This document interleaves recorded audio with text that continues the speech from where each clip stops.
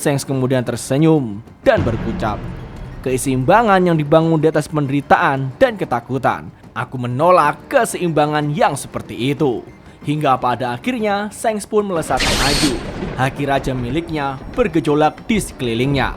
Shamrock merasakan tekanan yang luar biasa. Bahkan para ksatria suci di sekitarnya. Yo nakama, selamat datang kembali di Lautan Impian dan Pertualangan Tanpa Akhir.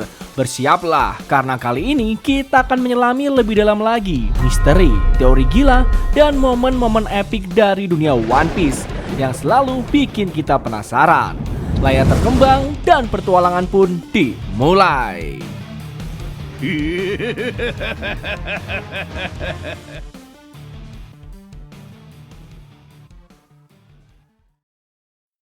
Pulau Elbaf, tanah para raksasa, tempat di mana bajak laut topi jerami dan sekutunya berkumpul.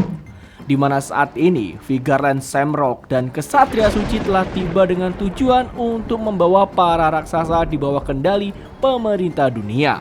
Sebuah tindakan yang ditentang keras oleh Shanks yang memiliki hubungan baik dengan mereka. Lingkaran, sihir yang kelam dan juga hitam pun memancarkan aura kekuatan dan juga otoritas. Kehadiran mereka dirasakan oleh para raksasa dan bajak laut topi jerami. Shamrock dengan pedang Cerberus di sisinya turun dengan tenang namun penuh intimidasi. Dia menyampaikan pesan pemerintah dunia kepada para tetua raksasa, menekankan pentingnya kepatuhan dan potensi konsekuensi jika mereka menolak. Shanks dan krunya yang juga berada di Elbaf mendengar tentang kedatangan kelompok misterius itu dan merasakan ketegangan yang meningkat. Para raksasa yang menghormati Shanks merasa dilema antara aliansi mereka dan kekuatan pemerintah dunia. Shanks dan Shamrock akhirnya bertemu. Suasana langsung dipenuhi dengan ketegangan yang tak terucapkan. Mengingat kemiripan fisik mereka yang sangatlah mencolok, percakapan awal mereka dipenuhi dengan sindiran dan pertanyaan terselubung tentang masa lalu keluarga Vigarland dan alasan di balik jalan hidup mereka yang berbeda. Shanks mempertanyakan kesetiaan Shamrock kepada naga langit, sementara Shamrock meremehkan idealisme dan kebebasan yang dianut oleh Shanks. Perbedaan ideologi mereka menjadi jelas. Shanks memperjuangkan kebebasan dan persahabatan, sementara Shamrock percaya pada ketertiban absolut dan kekuasaan pemerintah dunia. Ketegangan memuncak ketika Shamrock memberikan ultimatum kepada para raksasa, yang mana menuntut agar segera menyerah. Shanks selalu berdiri di pihak para raksasa, menyatakan bahwa dia tidak akan membiarkan mereka diperlakukan seperti pion. Pertarungan tak terhindarkan terjadi. Shanks dan Shamrock berhadapan satu sama lain, sementara kru mereka masing-masing terlibat dalam pertarungan sengit.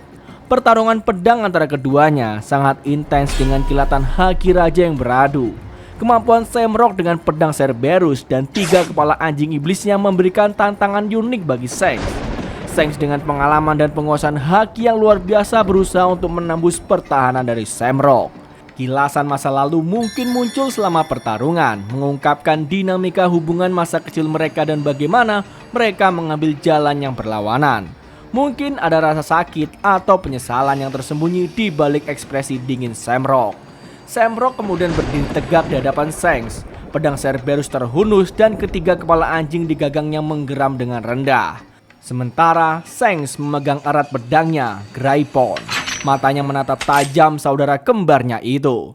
Shamrock kemudian berkata, "Shanks, si rambut merah, sungguh sebuah pemandangan yang menyedihkan."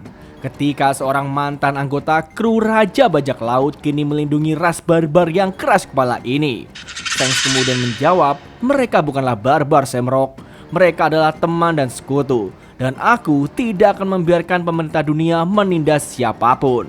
Shamrock kemudian membalas balik, "Sentimen yang mulia tapi naif, ketertiban harus tegakkan. Para raksasa ini adalah ancaman potensial dan ayahku tidak akan mentolerir pembangkangan." Shanks dengan geram kemudian menjawab, "Ayahmu dan para guru saya lainnya, kalian semua hidup dalam sangkar kekuasaan, tidak melihat dunia yang sebenarnya." Hingga salah satu kepala Cerberus menyalak dan Shamrock mengayunkan pedangnya. Shanks dengan sigap menangkis serangan itu. Percikan api berterbangan di antara bilah pedang mereka berdua. Shamrock kemudian berucap, Kau selalu keras kepala, Shanks. Bahkan sejak kita kecil selalu memilih jalan yang sulit. Shanks kemudian menjawab, mungkin karena jalan yang mudah seringkali tidak benar. Mereka kembali beradu pedang. Gerakan mereka cepat dan kuat mengguncang tanah di sekitar mereka. Kru Shanks dan para kesatria suci bertarung di latar belakang. Suara benturan senjata dan teriakan memenuhi udara. Saat ini Lakiro dari kejauhan berteriak, "Kapten, hati-hati, pedang itu terasa aneh." Terlihat kali ini Shanks tersenyum, merasakan aura gelap yang terpancar dari Cerberus. Shanks kemudian berkata, "Pedang yang memakan buah iblis ya, itu trik murahan." Shamrock tersenyum dan dia menjawab, "Apapun yang efektif, tidak ada ruang untuk sentimentalis dalam mencapai keadilan." Kemudian Shamrock mengayunkan Cerberus lagi dan kali ini ketiga kepala anjing itu memuntahkan semburan energi gelap ke arah Shanks. Shanks kemudian melompat mundur menghindari serangan itu dengan sangatlah gesit. "Keadilanmu adalah tirani, Shamrock, memaksakan kehendak pada mereka yang tidak bersalah," ucap Shanks. Shamrock kemudian tidak tinggal diam. "Diam kau, tidak mengerti beban tanggung jawab kami untuk menjaga keseimbangan dunia." Shanks kemudian tersenyum dan berucap, "Keseimbangan yang dibangun di atas penderitaan dan ketakutan. Aku menolak keseimbangan yang seperti itu." Hingga pada akhirnya Shanks pun melesat maju. Haki raja miliknya bergejolak di sekelilingnya. Shamrock merasakan tekanan yang luar biasa. Bahkan para ksatria suci di sekitarnya ikut terhuyung. Shamrock terlihat terkejut dan berkata, "Haki raja, kau benar-benar tumbuh menjadi seorang monster."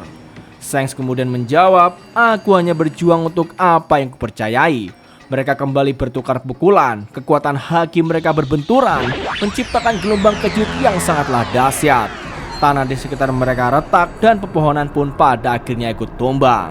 Selama pertarungan sengit sambil menangkis serangan Shamrock, Shanks bertanya dengan nada serius, "Mengapa, Shamrock? Mengapa kau memilih jalan ini? Kita dulu pernah tumbuh bersama walau hanya sebentar. Kita berbagi darah yang sama. Apa yang membuatmu begitu setia pada para naga langit?" Shamrock seketika terdiam sejenak dan ekspresinya sedikit berkerut di bawah tatapan tajam Shanks.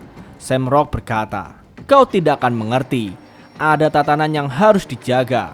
Kekuatan yang tidak terkendali hanya akan membawa kehancuran. Ayah, dia mengajari kami tentang tanggung jawab itu sejak kecil." "Tanggung jawab katamu? Menindas yang lemah untuk melindungi para penguasa korup," ucap Shanks. Shamrock kemudian bergetar dan kemudian berkata, "Mereka adalah otoritas. Mereka yang menjaga kedamaian." Bagi Shanks, itu adalah perdamaian palsu yang dibangun di atas kebohongan dan juga ketakutan. Saat ini Shanks melihatnya, Shamrock, dan melihat penderitaan yang mereka sebabkan. Di mana kali ini Shamrock menyerang dengan lebih brutal. Amarah terlihat di matanya. Shamrock kemudian berucap, "Kau selalu membangkang, selalu meragukan otoritas itu, sebabnya kau berakhir sebagai bajak laut." Shanks kali ini menjawab dengan tegas, "Dan aku tidak akan menyesalinya sedikit pun. Aku menemukan kebebasan dan teman-teman yang sebenarnya di lautan ini. Sesuatu yang tidak akan pernah kau rasakan di sangkar emasmu itu." Pertarungan mereka mencapai klimaks. Shanks dengan tekad yang membara berhasil menghindari serangan gabungan dari ketiga kepala Cerberus dan pada akhirnya menebas Shamrock dengan haki yang terkonsentrasi tinggi. Shanks kemudian berkata, "Ini adalah jalanku, Shamrock, dan aku tidak akan pernah mundur." Shamrock pada akhirnya terhuyung mundur. Darah tertetes dari luka parah di dadanya. Dia menatap Shanks dengan campuran kekaguman dan juga kekecewaan. "Sial, kau selalu lebih kuat dari yang kukira," ucap Shamrock. Tiba-tiba sebuah denden musik transponder berdering di pergelangan tangan salah satu kesatria suci. Setelah mendengar sejenak, ekspresi prajurit itu berubah menjadi panik. Kali ini Gunko berucap, "Komandan Shamrock, kami menerima perintah langsung dari Gorosei. Kita harus segera mundur." Shamrock terlihat mendengus dan jelas dia tidak senang dengan perintah tersebut. Dengan tegas Shamrock bertanya, "Apa alasannya?" Gunko kemudian menjawab, "Ada perkembangan tak terduga. Kita tidak bisa melibatkan diri lebih jauh di saat ini." Shamrock kemudian menatap Shanks sekali lagi dan matanya penuh dengan janji konfrontasi di masa depan. Shamrock kemudian berkata, "Ini belum berakhir, Shanks. kita akan bertemu lagi dan lain kali tidak akan ada gangguan.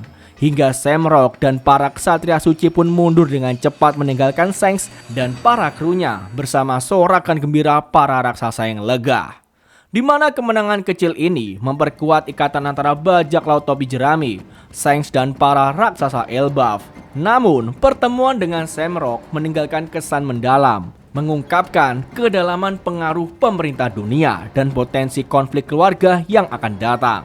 Shanks tahu bahwa konfrontasi dengan saudaranya dan organisasi yang dipimpinnya hanyalah masalah waktu saja.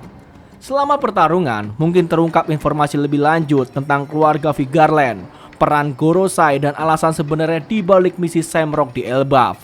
Mungkin ada juga rahasia kelam yang tersembunyi di balik kekuasaan mereka. Pertarungan mencapai klimaks yang dramatis, meskipun keduanya memiliki kekuatan yang luar biasa. Perbedaan dalam keyakinan dan tujuan mereka menjadi faktor penentu. Hasil dari pertarungan ini bisa beragam, kemenangan Shanks, kemenangan Shamrock, ataupun hasil seri akibat interupsi. Terlepas dari hasilnya nanti, pertempuran antara Shanks dan Shamrock akan memiliki implikasi besar bagi alur cerita One Piece. Dan ini akan memperdalam misteri seputar keluarga Vigarland, ksatria suci, dan pemerintah dunia.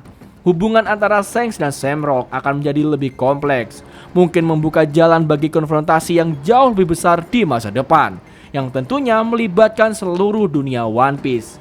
Nasib Elbaf dan aliansi dengan bajak laut topi jerami akan terpengaruh oleh hasil dari konfrontasi ini, di mana alur cerita ini hanyalah sebuah kemungkinan, tentu saja, dan Oda mungkin memiliki rencana yang sangat berbeda. Namun ini memberikan gambaran tentang potensi dramatis dan naratif yang bisa muncul dari konfrontasi antara dua saudara kembar yang sama-sama kuat ini, yang berdiri di sisi berlawanan dari dunia.